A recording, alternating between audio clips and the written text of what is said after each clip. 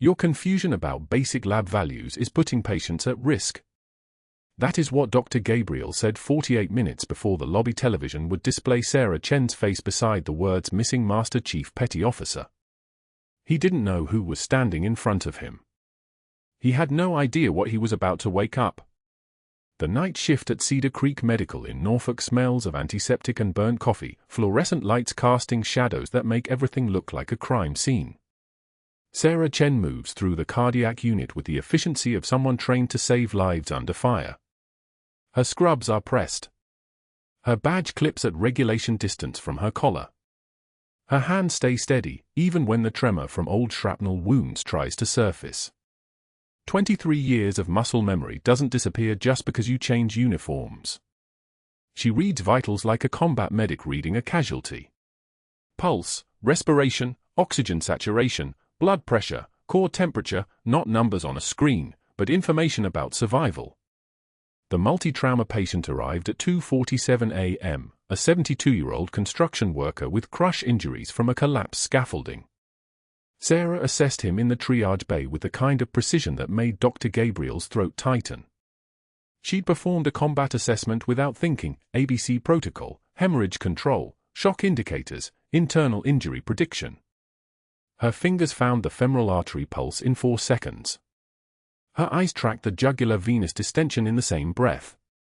She'd already calculated blood loss, fluid requirements, and surgical urgency before the ER attending even arrived. That was 3 weeks ago. Dr. Gabriel had been watching her ever since. He approaches her at the nurse's station now, chart in hand, smile calculated like a lawyer's handshake. Sarah is reviewing preoperative blood work for James Morrison, a decorated veteran admitted 2 days ago with complications from his service-related blindness. The chart shows stable hemoglobin, clean metabolic panel, normal coagulation studies. Everything orders correctly. Everything matches the admission labs from 48 hours prior. Dr. Gabriel signed off on the pre-op clearance this morning. He knows what the numbers say. He also knows that Sarah Chen reads numbers the way some people read faces. "Sarah, we need to discuss your unconventional methods," he says. His voice carries the particular tone of a man accustomed to obedience. "The Morrison family has questions about your assessment of his preoperative blood work." Sarah turns. The Morrison family is standing 15 feet away in the waiting area, flanked by James Morrison's service dog, a 70-pound German Shepherd with alert eyes and a vest that reads combat veteran. Sarah watches Gabriel's eyes flick toward the family, registers the calculation. He's chosen his stage. He's chosen his audience. "The hemoglobin is inconsistent," Sarah says. Her voice comes out even. "Admission labs showed 14.2. Your pre-op clearance documented 14.8. The differential is beyond normal variation." Gabriel's jaw tightens. Lab equipment variance. Standard deviation. Standard deviation for the same analyzer is plus or minus 0.3. This is 0.6. That's a 2-unit shift. Sarah speaks without inflection, the way she speaks about everything. Not accusatory. Not defensive. Factual. It suggests either a labeling error or an altered result. He steps closer. His voice drops, but not quiet enough. "Your confusion about basic lab values is putting patients at risk." He turns to face the Morrison family directly. "I apologize for the confusion my night shift nurse has introduced. She occasionally struggles with laboratory interpretation. Mr. Morrison, your blood work is cleared. You're safe for surgery tomorrow." The family nods. The mother's shoulders relax. The service dog's ears twitch. Sarah takes one measured breath. The kind of breath that comes from discipline, not emotion. The kind of breath a person takes when they've stood in a burning vehicle and chosen to move instead of scream. "I read the numbers correctly, doctor," she says. Her voice hasn't changed. It's still level, still calm. But something in the delivery has weight. Gabriel hears it. His face flushes. He opens his mouth to respond, then closes it. The Morrison family doesn't understand what they've just witnessed. They see a nurse accepting correction from a physician. They don't see the flinch in Gabriel's eyes. They don't see him understand that she knows something about him. They don't see the fear. He walks away without another word. The next morning, a formal write-up appears on the unit board in the break room. The paper is printed on hospital letterhead, laminated, positioned exactly at eye level. Sarah reads it while the coffee maker hisses behind her. The document cites her for excessive questioning of physician orders and undermining clinical judgment through repeated challenges. It's dated and signed. It's been copied to her personnel file. It's a catalogue of insubordination framed as professionalism. Nurses gather their belongings and drift to other tables when she enters the break room. Sarah has learned not to notice this. She's learned not to expect invitation or inclusion. She's learned that isolation is cleaner than confrontation.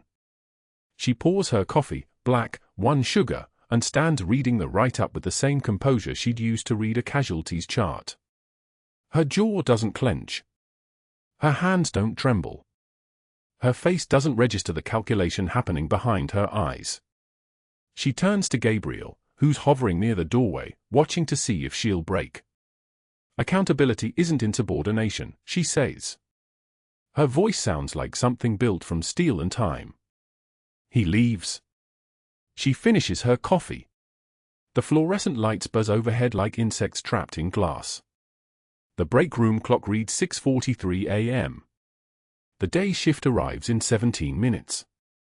Sarah places her mug in the sink, rinses it, returns it to her locker.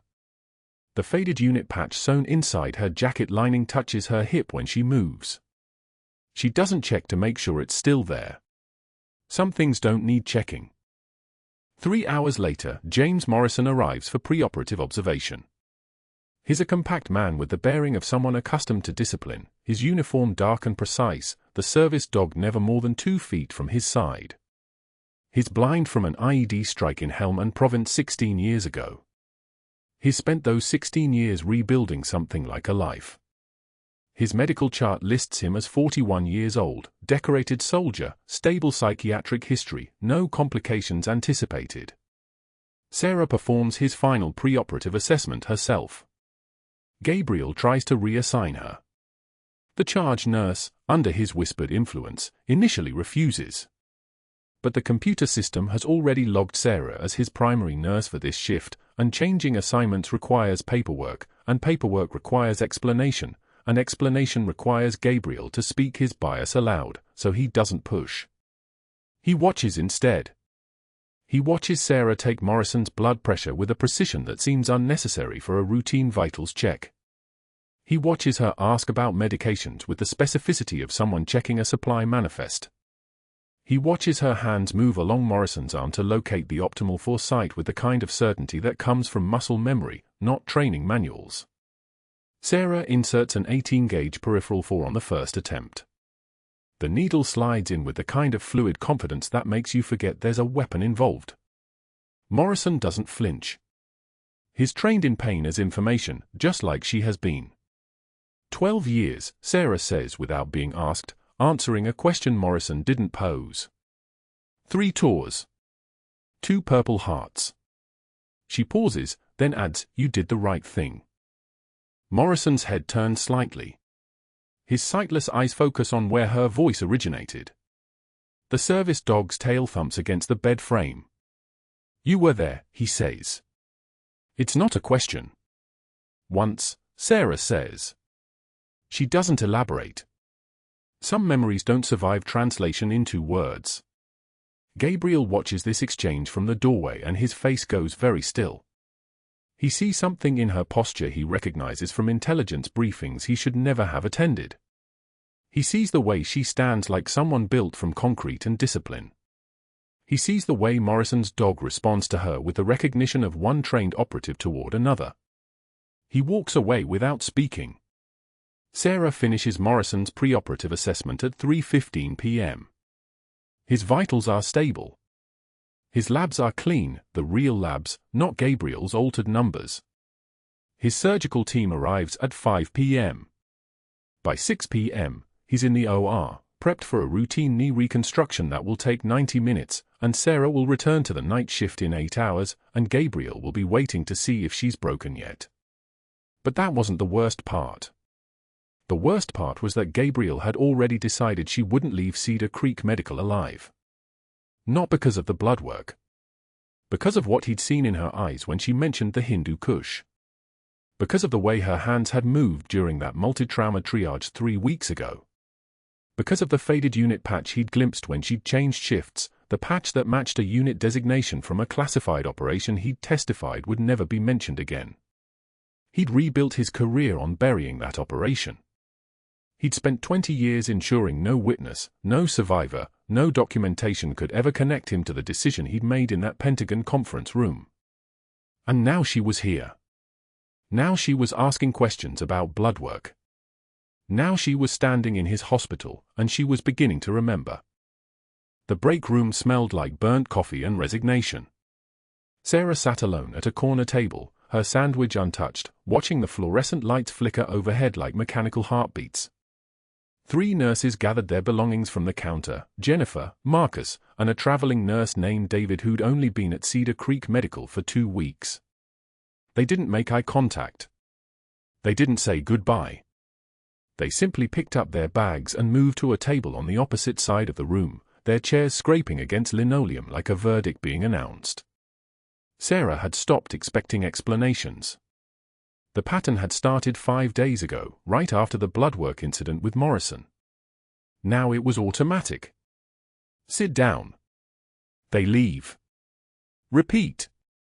She'd seen it before, in different uniforms, in different wars, the way a unit turns its back on someone who's become a liability.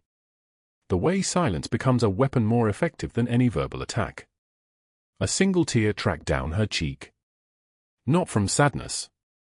From the sheer exhaustion of being invisible in a room full of people. She didn't look away from her reflection in the window. Didn't cover her face. Didn't retreat to a supply closet to compose herself. She sat with the tear, watched it slip down the glass of her own image, and wiped it away without breaking eye contact with her coffee cup. The trembling wasn't fear.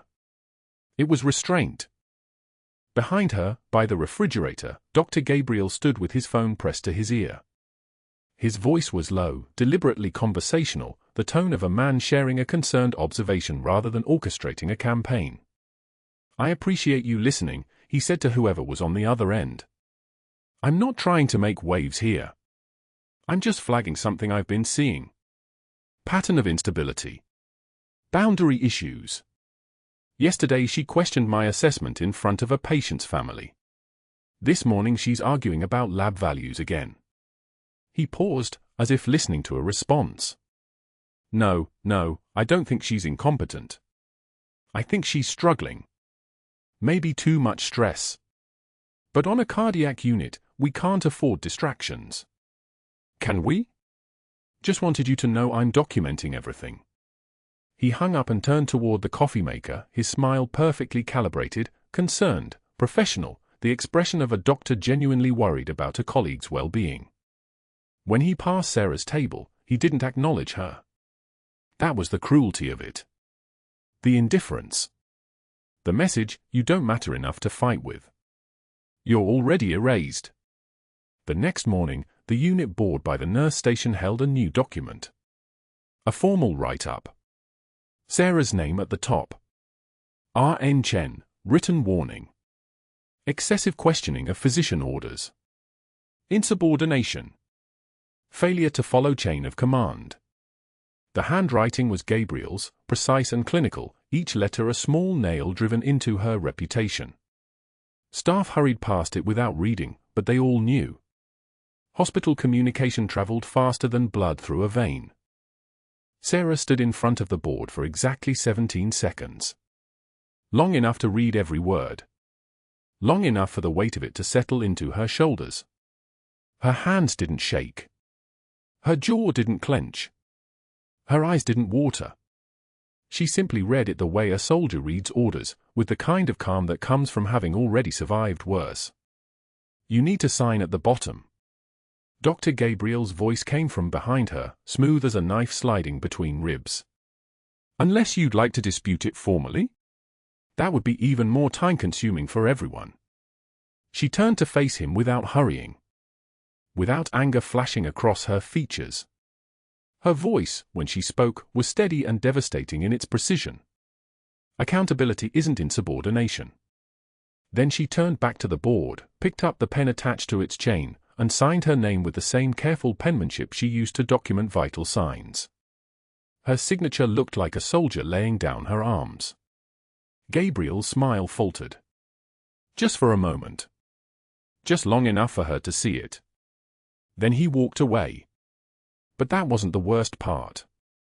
2 hours later, during shift change, Sarah learned that James Morrison had been admitted to the cardiac floor. She didn't know who he was at first. The name Morrison meant nothing. The age, 43, meant nothing. The admission diagnosis meant something: post-op complications, cardiac arrhythmia, recovered Special Forces veteran, blind. But it was the unit patch on his jacket that made her freeze. The uniform. The insignia. The faded unit patch sewn into the jacket lining, the kind of placement that meant it wasn't for anyone else to see. That patch belonged to a team that had been scattered across the mountains of the Hindu Kush 20 years ago. A team that had lost half its soldiers in an operation so classified that the men who'd survived weren't supposed to speak about it. Weren't supposed to even acknowledge it had happened.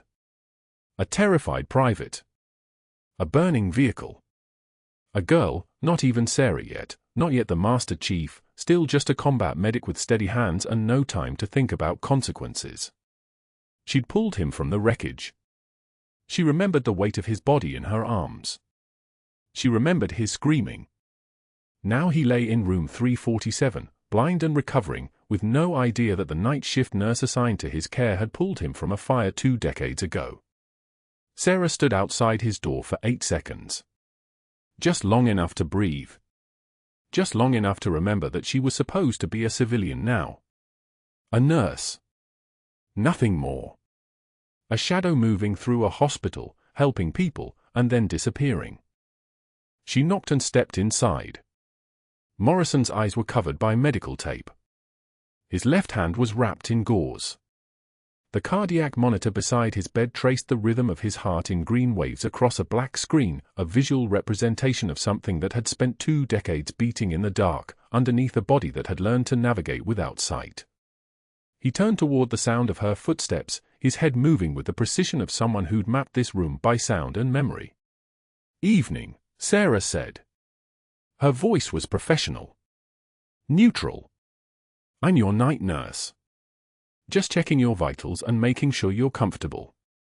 "Sure," Morrison said. His voice was different from what she'd expected. Not broken. Not bitter. Just tired. "Thanks for being here."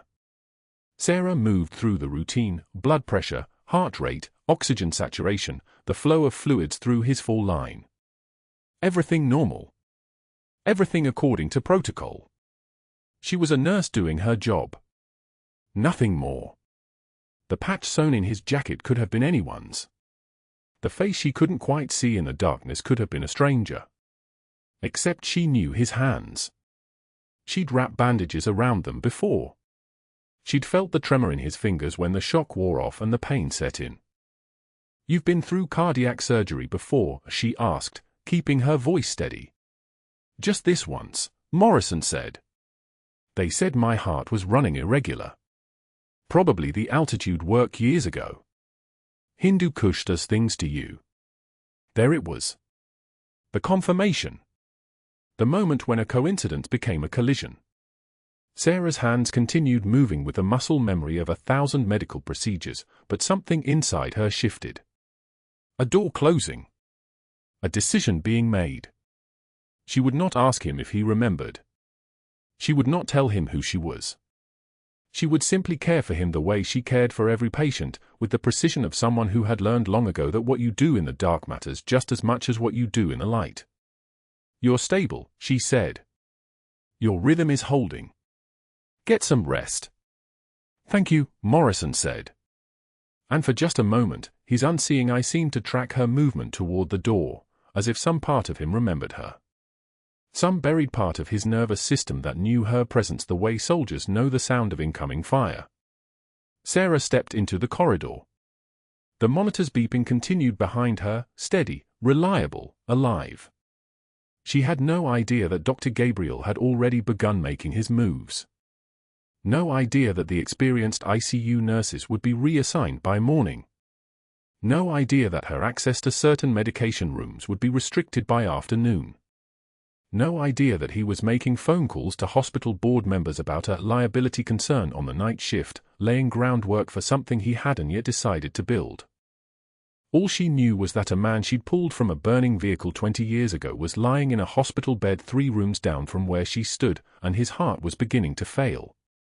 And the only person who could save him was the one person Dr. Gabriel had already decided to destroy. Dr. Gabriel's office door closed with a soft click at 2:15 on a Tuesday afternoon. He sat at his mahogany desk, fingers steepled beneath his chin, thinking about chess. Strategic pieces moved slowly across boards where the opponent never saw the knight coming until it was already positioned. He picked up his phone and called the night shift supervisor. "Maria, I need the ICU rotation adjusted. Pull Chen support staff, the experienced nurses. I want them on day shift, permanent reassignment. Chen stays nights." His voice was smooth, reasonable, the voice of a man solving logistical problems. Not destroying people. Not yet. Maria hesitated. "Doctor, that leaves her with mostly new graduates and float staff. The night census is all ready. I'm aware of the census. Do it by end of week." He hung up without waiting for agreement. That was the thing about institutional power, people obeyed without understanding why they were obeying. They thought it was about efficiency. It was never about efficiency. By Wednesday morning, 3 nurses who had worked the night shift for a combined 18 years received transfer notices. Jessica Huang, 17 years at Cedar Creek. Marcus Webb, 9 years, 2 unit commendations. Patricia Flores, who mentored every new grad who came through the ICU doors. They left confused but quiet, the way people left when they sensed the blade was already falling and questions only made it sharper. Sarah arrived for her shift that night at 10:45.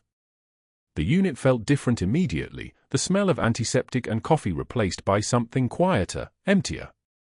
She checked the staffing board. Her name. For new graduates, fresh from orientation, their eyes still wide with the particular terror of not knowing what they didn't know yet. 2 float nurses she'd never worked with before. 1 experienced tech. She didn't react. Her hands moved through her pre-shift ritual the same way they always did, badge on, scrubs checked, stethoscope around her neck. To anyone watching, it was just a nurse preparing for a night. To Sarah, it was reconnaissance. Assess the terrain. Evaluate resources. Understand the enemy's position. The Special Forces training never left. It was just buried under 3 years of Cedar Creek Medical and careful obscurity. At midnight, Dr. Gabriel made his first call from his home office. He had a drink in front of him, something expensive and amber-colored, the kind of drink that men with corner offices kept in crystal decanters. Board member Victoria Chen answered on the 3rd ring. No relation to Sarah, but the name had drawn his attention months ago. "Victoria, I wanted to discuss a staffing concern." He kept his tone conversational, troubled. "Nothing definitive yet, but there's been an incident on the night shift. One of our nurses, competent enough, usually, showing signs of instability. Overstepping scope. I'm monitoring the situation closely."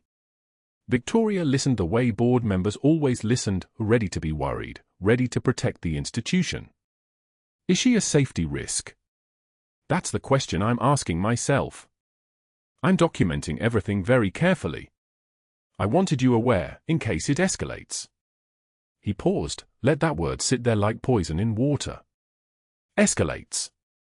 By Thursday morning, 3 more calls had been made. Board member Sterling. Hospital Administrator Richard Hayes. The Chief Medical Officer who owed Gabriel a favor from a golf outing in Charleston 6 months ago. Each conversation was identical, concerned, measured, professional. Never accusatory. Never direct. Just a careful physician observing something troubling and alerting the right people to be vigilant. The medication room access had been handled more directly.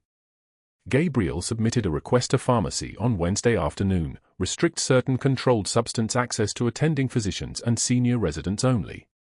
A routine security protocol, he'd written. Loss prevention. Standardizing procedures.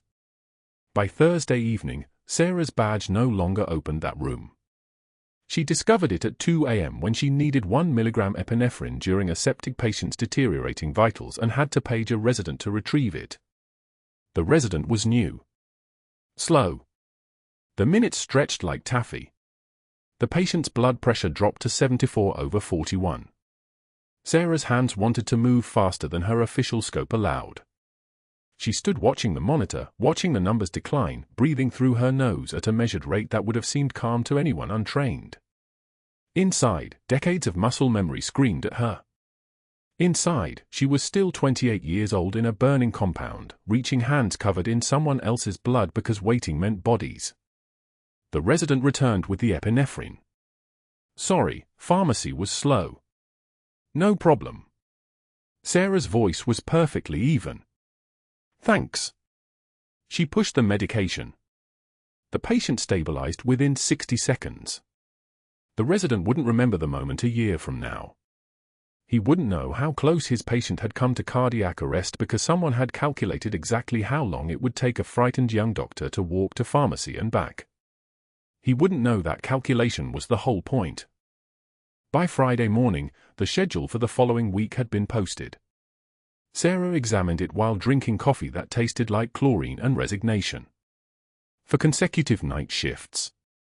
2 of those nights, the experienced tech would be on medical leave, already scheduled, nothing personal, purely administrative. One night, the only other experienced nurse was training a new graduate through a charge nurse role, effectively removing her from floor support. The staffing was technically legal. Barely. It was like building a bridge rated for 1,000 cars and then sending the entire city's traffic across it at once.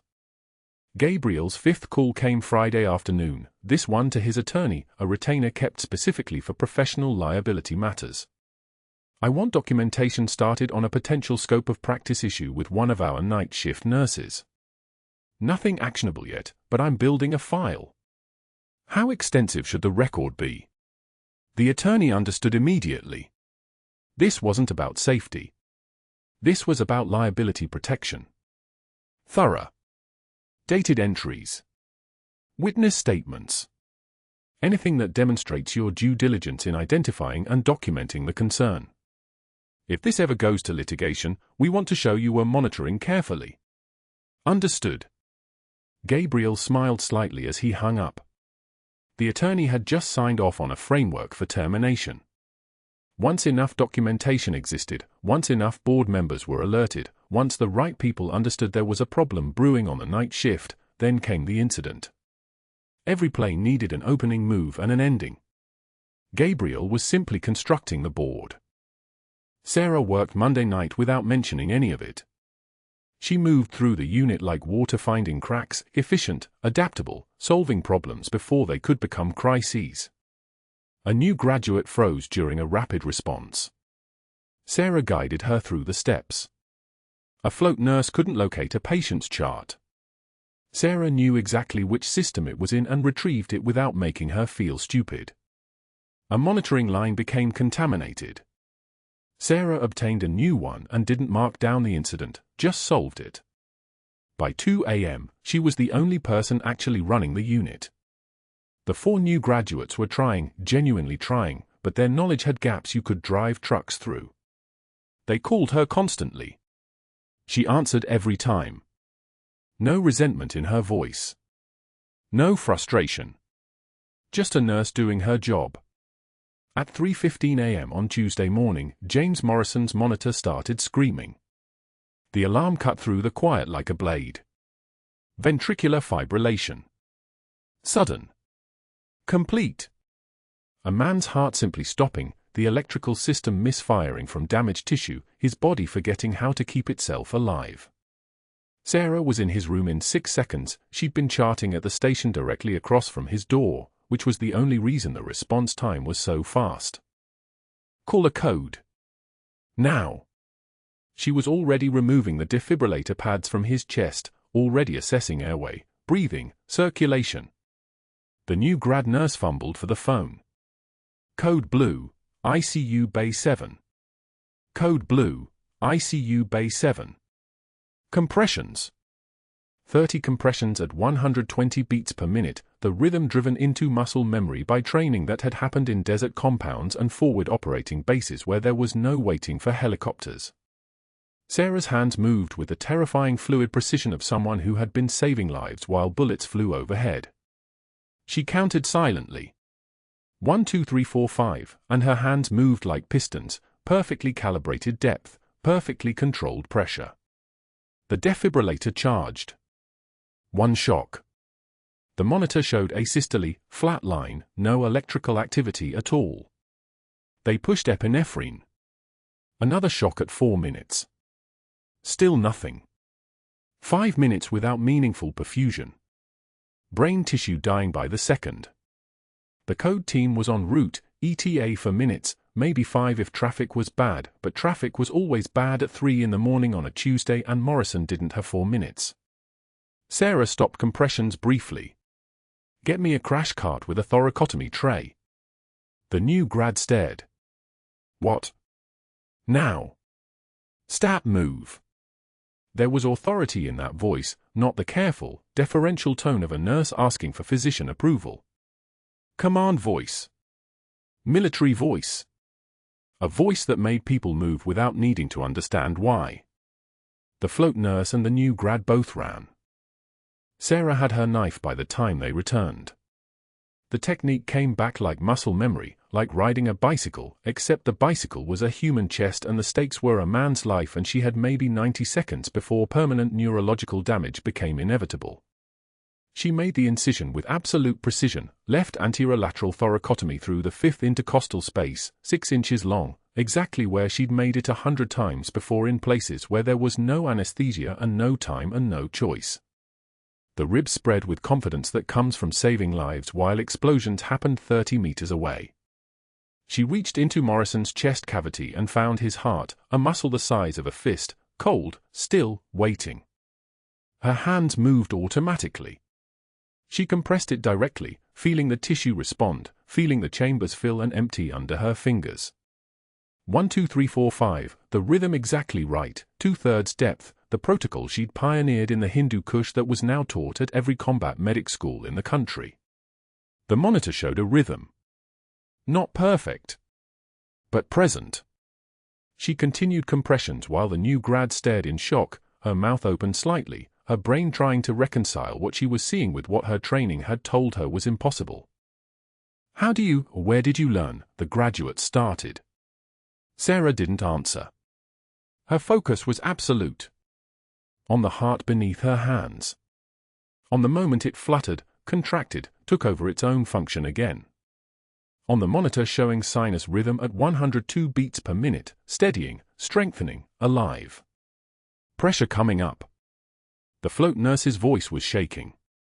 82/51. Climbing. Sarah continued for another 30 seconds, confirming the rhythm was sustained, that Morrison's body had remembered how to keep itself alive. Only then did she step back slightly, maintaining direct cardiac massage as the code team crashed through the doors at the 3-minute 42-second mark. The attending surgeon, a man named Dr. Patterson who'd worked nights for 12 years, stopped in the doorway. His eyes went from Morrison to the open chest to Sarah's hands to the monitor and back again. Who performed this thoracotomy? Sarah stood silent, blood on her scrubs, her hand still on Morrison's heart, waiting for the hammer to fall. Dr. Gabriel arrived at 3:57 a.m. Someone had called him immediately, exactly as he'd instructed in a memo most people had forgotten about. He walked into the ICU with the particular expression of a man watching his calculations pay off. His eyes passed over Morrison, the open chest, the monitor showing stable vitals, and settled on Sarah. Nurse Chen. His voice carried the weight of horror, of profound professional disappointment. Did you just perform surgery? Morrison's sister was standing at the bedside, her hand gripping Sarah's arm like it was a life preserver. She saved his life when everyone else was too slow. She saved him.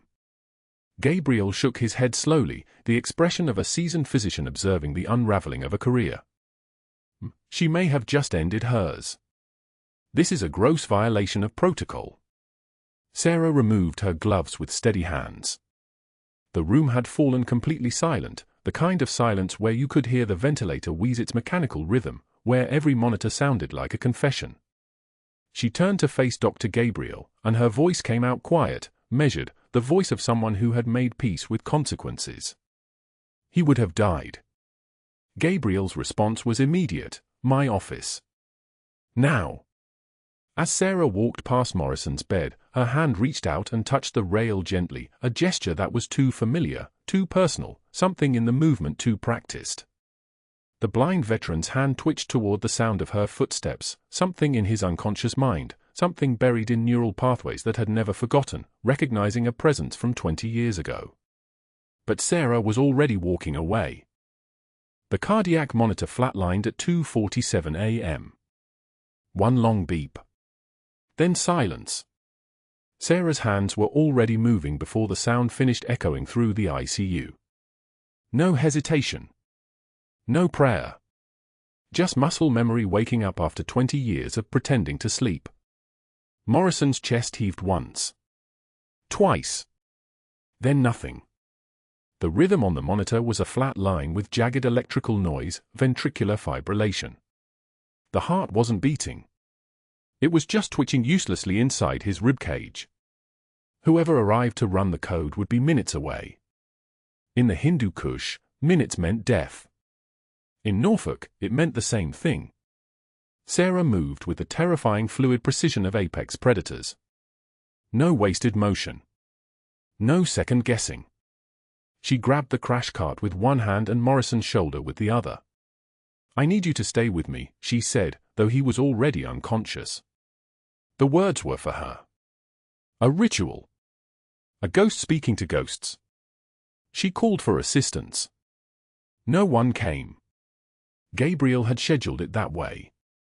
The experienced nurses were on other floors. The residents were in their call rooms. The attending physician was 40 minutes away by ambulance from his house in Virginia Beach. The ER was drowning in a 17-car pileup on I-64. Cedar Creek Medical's ICU at 2:47 a.m. belonged to Sarah Chen and a man whose heart was dying. She prepped his chest with antiseptic that smelled like copper and chemical rain. Her hands didn't shake. The trembling wasn't fear. It was restraint. It was a Master Chief Petty Officer wearing scrubs, holding back 2 decades of combat training because the law said she wasn't allowed to know what she knew, wasn't allowed to be what she was. The scalpel cut through skin with the whisper of a prayer. She opened his chest along the left side of his ribcage, the incision precise and deliberate, following the exact anatomical landmarks she'd learned in a desert valley while Taliban mortars walked toward her position. Anterolateral thoracotomy. 4th intercostal space. The muscle memory didn't need permission. It didn't need a medical degree written on a certificate. It needed only the ancient knowledge that a human heart can be held in 2 hands and coaxed back to life if you know exactly where to find it and exactly what to do when your fingers close around it. Blood. Warm. Spilling across her gloved hands like recognition. She reached inside his chest cavity and her fingers found his heart. It was small and vulnerable and completely still. She cradled it in her palm the way she'd cradled 17 others like it in the Hindu Kush, intense lit by oil lamps, with rounds cutting through the canvas above her head and her own blood mixing with her patient's blood on the floor. Pain was information. Blood was data. A heart was just a muscle waiting to remember how to beat. She began the massage with her hand wrapped directly around the organ, squeezing rhythmically. Not like the chest compressions they taught in civilian nursing. This was deeper. Intimate. She was holding his life in her palm and commanding it back into existence. 30 compressions. 30. Each one a negotiation with the silence between heartbeats. "Come on," she whispered. Not to him. To the other Sarah. The one who'd done this before.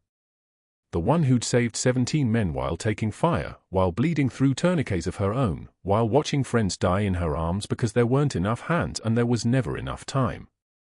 Her other hand ran in full line. One-handed. While squeezing his heart. While reading the monitor with her eyes and her instincts and the unconscious calculation of someone who'd performed the same procedure under worse conditions with worse equipment and worse light. She pushed epinephrine directly into the line. 1 milligram. The concentration would slam through his system in seconds, shock the nervous system, wake the dormant pathways of the cardiac conduction system. The monitor didn't change. Still flat. Still the thin ragged line of a dying man. She increased the pressure of her massage. Harder. Faster. Her hand closed around his heart like she was trying to squeeze the memory of beating back into it. 20 years of civilian life, of quiet shifts, of being nobody, of pretending to be afraid of doctors and authority, it all burned away. What remained was what had survived the Hindu Kush. What had survived the classified operation that killed half her team and buried the other half so deep that the military erased their files and pretended they'd never existed. 60 seconds. 90. The cardiac monitor remained silent. Then. A bump. A small electrical artifact. Another. The jagged line began to stutter. The monitor's beeping restarted, slow at first, then faster. The rhythm became organized. Inefficient but organized. The machine was recognizing structure. Sarah's hand felt it at the same time, the faintest twitch. Then a stronger contraction. Her palm felt his heart remember how to beat. She continued the massage for another 30 seconds, guiding it back to strength, coaxing it toward consistency. Then she felt the rhythm stabilize. The monitor climbed, sinus rhythm. The heart was organizing itself. 2 beats per second. Steady. Strong. Alive. She withdrew her hand. Blood dripped from her gloves onto the floor. She closed his chest with the same precision she'd opened it. Running absorbable sutures. Subcuticular closure. She didn't run. She didn't celebrate. She finished the job. That was what combat medics did. The finish was what mattered. Morrison's oxygen saturation was climbing on the monitor. 92%. 95. His blood pressure was rising. His pupil responded to light when she checked it with her penlight. He wasn't conscious but he was alive. His heart was beating because Sarah Chen had reached inside his chest and reminded it how. She was still wiping blood from her gloves when Dr. Gabriel appeared in the doorway at 2:58 a.m. 11 minutes had passed. He'd arrived quickly for a firing. His expression moved through shock, then calculation, then fury in the space of 3 heartbeats. "What did you do?" His voice was quiet. Dangerous. Like a tank idling in a garage. "Saved his life," Sarah said. She was reaching for a towel. Clinical. Matter-of-fact. Just a nurse who'd performed some basic life support. Gabriel stepped into the room. His eyes moved across Morrison's stabilizing vital signs, the fresh sutures in the chest closure, the precisely placed central line, the equipment arranged in the exact sequence of someone who knew battlefield medicine well enough to do it in their sleep. "You performed a surgical procedure," he said slowly. "You are not a surgeon. This is grounds for immediate termination and potential criminal charges. I'm also a trained combat medic." The words left her mouth before her mind could catch them. She'd been so careful. 20 years of careful. And Morrison's heart had eaten through her reserves. Gabriel's smile appeared. "Really? That's not on your resume. Nowhere in your personnel file. 3 years at Cedar Creek Medical, before that a community college program and some basic certifications. That's all the record shows." He stepped closer. So either you're lying about your qualifications, which is fraud, or you performed an illegal surgical procedure, which is assault. Possibly manslaughter if something had gone wrong. He paused. I'm not sure which is worse for your career. Sarah met his eyes. She could see the calculation in his expression. He was thinking through the angles, running the strategy that had protected him for 20 years. Whatever he wasn't stupid. He understood that she'd just done something that required training no nurse should have. But she was also trapped. She couldn't explain where that training came from. The sealed military records existed in classified databases that didn't officially exist. The Master Chief Petty Officer Sarah Chen had been declared dead in 2003. This Sarah Chen was a ghost. A phantom. A person who legally did not exist. I can't explain my qualifications, she said quietly. Then you're fired, Gabriel replied. His voice was satisfaction wrapped in bureaucracy. Terminated effective immediately for gross violation of scope of practice. I've already filed a report with the State Nursing Board. You won't work in medicine again. He turned toward the door. Security will escort you out within the hour. And Sarah? I've contacted several attorneys about the liability exposure. Cedar Creek Medical is preparing to press charges. He left. His footsteps echoed down the corridor. Behind him, Morrison's heart continued its steady rhythm on the monitor. Two nurses finally appeared in the doorway, the ones Gabriel had kept away during the code, and their faces went pale when they saw the open chest closure, the precision, the thing that had been accomplished in their absence. Sarah removed her gloves. Blood had soaked through two pairs. Her hands beneath were steady. Unmarked. Just hands that had held 17 lives together in the Hindu Kush and one life here in Norfolk, and would never hold another. She walked out of the ICU at 3:15 a.m. By 6:30 a.m., she was sitting at a rain-soaked bus stop 3 blocks from Cedar Creek Medical. The cardboard box sat on her lap, heavy with the weight of 3 years. Inside, a cracked mug that read, "World's Okayest Nurse," a dying succulent she'd kept on the station desk, the one that had somehow survived her neglect despite her best efforts to prove nothing green could live in her presence, and a photograph of 12 Special Forces operators in desert camouflage before the Hindu Kush operation. 6 of them were dead now. The other 6 were scattered and erased and living under assumed names in a dozen different states. Sarah stared at her younger face in the photo. She was 23 years old in that image, still whole, still believed in by the system. Still Master Chief Petty Officer Sarah Chen instead of just a nurse with a community college degree and a cardboard box and a bus stop in Norfolk. Rain soaked through her jacket. The one with the faded unit patch sewn inside the lining. She could feel it against her ribs like a phantom heartbeat. The symbol of a team that had died together or scattered apart but never, ever forgot. Never stopped believing that one day the ghost might come home. A bus passed without stopping. She didn't signal for the next one. Inside Cedar Creek Medical, Dr. Gabriel was filing additional paperwork to ensure Sarah's termination triggered every database check possible. A thorough investigation into her background that he was certain would reveal nothing but a mediocre resume and a community college transcript. He had no idea he'd just lit the fuse that would burn him to nothing. The same fuse he'd been lighting for 20 years without knowing it, every hospital he moved through, every record he altered, every careful strategic move that had kept him one step ahead of consequence. Until now. At 11:47 a.m., the lobby television at Cedar Creek Medical cut from daytime programming to breaking news.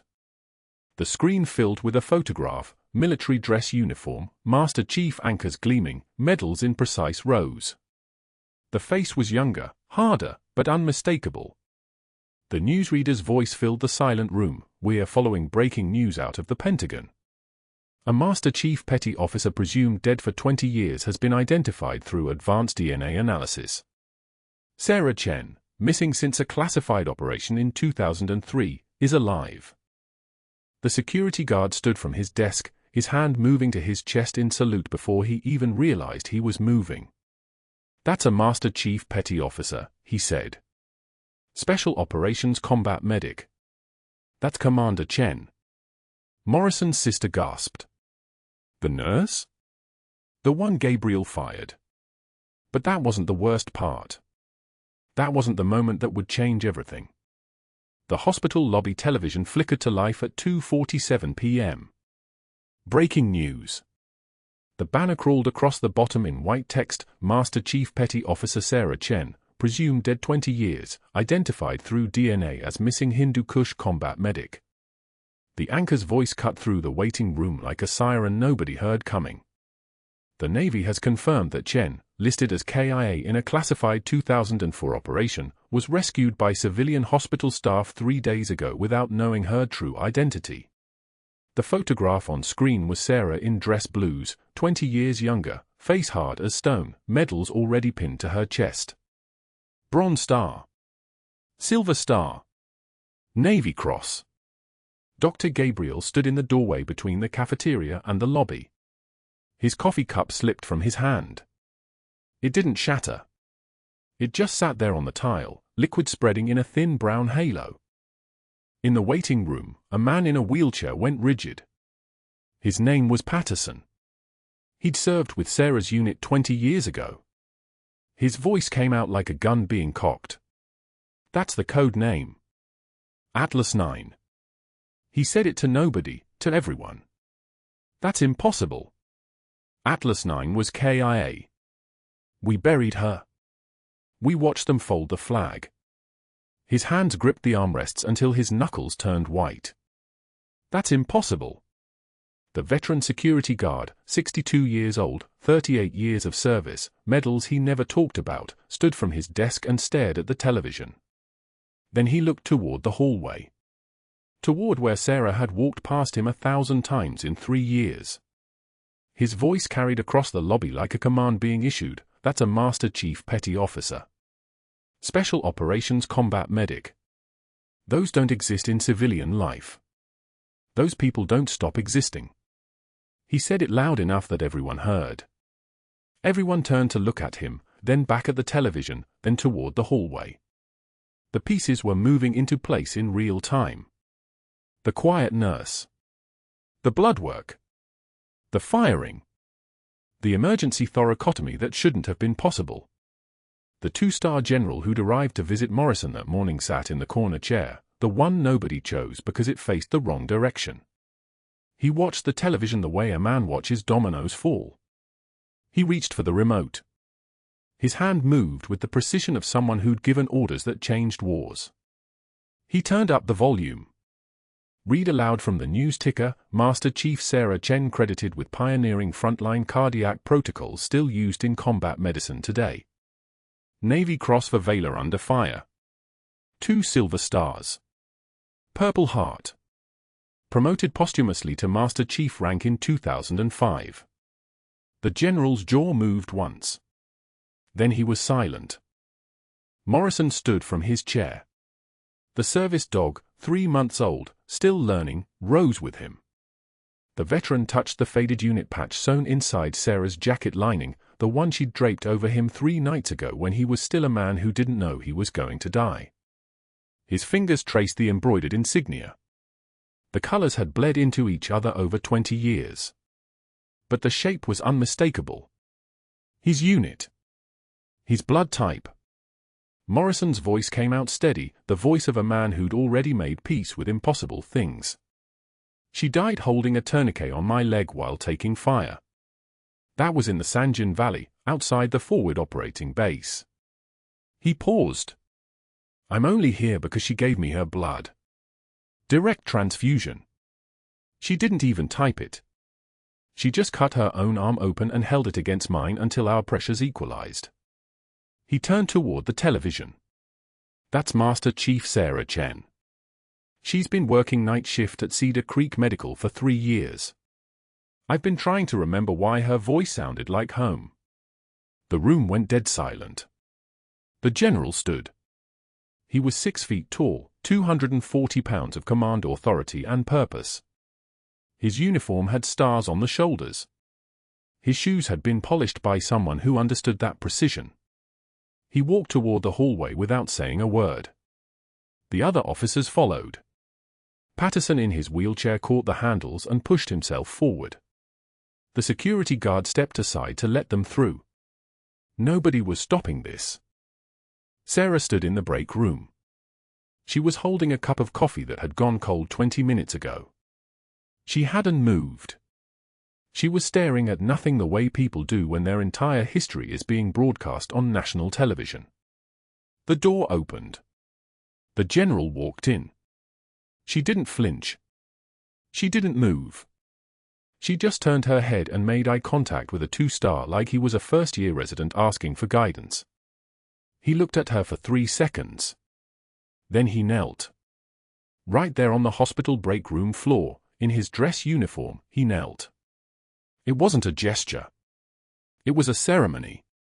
Behind him, Patterson rolled closer.